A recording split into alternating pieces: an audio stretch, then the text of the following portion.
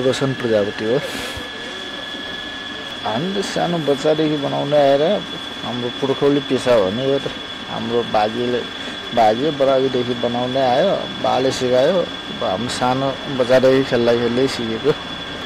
अब अब यहाँ के आवश्यक पर्छ त्यही सबै बनाउँछ। माटोको सामग्रीहरू खुत्रुके, गमला, सोराई, त्यस्तो कलशहरू, क्यान्डल स्ट्यान्ड, यस्तो मटका, चिया मटका।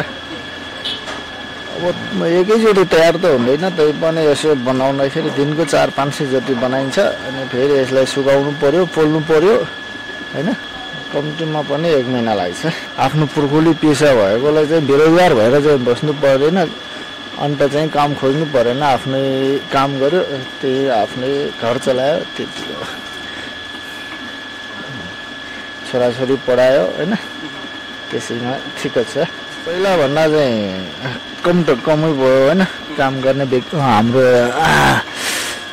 परिवार पनि कम हुँदै गयो। काम गर्नेहरू पहिले चाहिँ 200 घर थियो, अहिले 50 घरमा सीमित भयो। अब त्यही पनि अब पहिलेको सामानहरू चाहिँ बन्दै भयो, फेरि अहिले अर्कै नयाँ सामानहरू आउन थाल्यो। माटोको पनि त्यस्तै। अब अहिले बढी जाने खुत्रुके भयो हैन। अब पहिला भयो पानी खाने सुराई, घैटो, त्यस्तो कलशहरू धेरै जान्थ्यो। अहिले त्यस्तो चाहिँ बन्द भयो। अहिले चाहिँ खुत्रुकेमा बढी गयो। सिजन भनेको चाहिँ यो तिहार, लक्ष्मी पूजा तिहारको लागि त्यो पाला एउटा सिजन हुन्छ। अरू चाहिँ 12 महिना सिजन भने पनि हुन्छ। हाम्रो चाहिँ यति भन्ने हिसाब पनि हुँदैन। हाम्रो आफ्नै परिवार लागिरहेको हुन्छ, यसमा कसैलाई दिनु पनि परेन। त्यसैले व्यापारीले अर्डर गर्छ, अर्डर गरे अनुसार हामीले सामान बनाइदिन्छ। अब कुनै ठाउँमा आफै पुर्याउनु जानुपर्छ, कुनै ठाउँमा आफै लिन आउँछ उनीहरू आफै। अहिले सबै ठाउँमा माटो सकियो, अहिले माटोको समस्या भइरहेछ। अहिले सबै भएको ठाउँमा पनि माटो, भएको ठाउँमा पनि घर बनाएर सिधाइदियो। अब कसैले रोक्या होइन, कसैले सरकारले पनि केही वास्ता गरेन, स्थानीय निकायले पनि केही वास्ता गरेन। अब अहिले चाहिँ माटो लिने समस्या छ। कहाँ माटो भेटिन्छ त्यहाँबाट खोजेर ल्याउनु पर्ने भइरहेछ। अरू जातिको लागि सरकारले कति बजेट छुट्याएको हुन्छ, हाम्रो लागि केही वास्तै गरे होइन। अब त्यस्तो गरेको भने अरू ठाउँमा भन्दा पनि यहाँ मात्र भए पनि हाम्रै यहाँ अरू परिवारहरू छ काम छोडेर बसेको, उनीहरूको काम पाउँछ नि।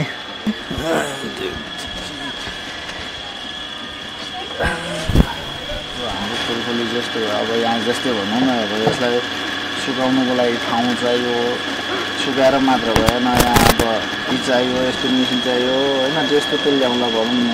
अब त्यहाँ सुकाउँदाखेरि चाहिँ एकैचोटि अहिले उसको पानी पर्ने सिजनमा एकैचोटि पानी पऱ्यो भने सबै खत्तम हुन्छ।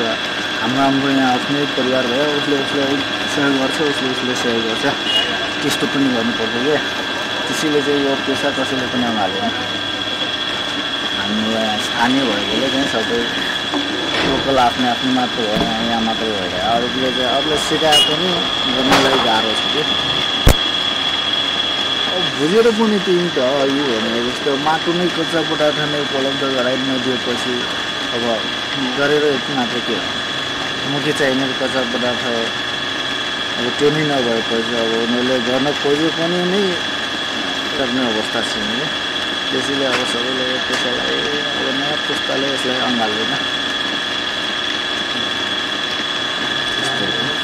उद्योगकै हिसाबले गयो भने उत्पादन धेरै गर्नु पऱ्यो। उत्पादन गरेर पनि अब यसमा वितरण हुनु पऱ्यो, बजार पाउनु पऱ्यो।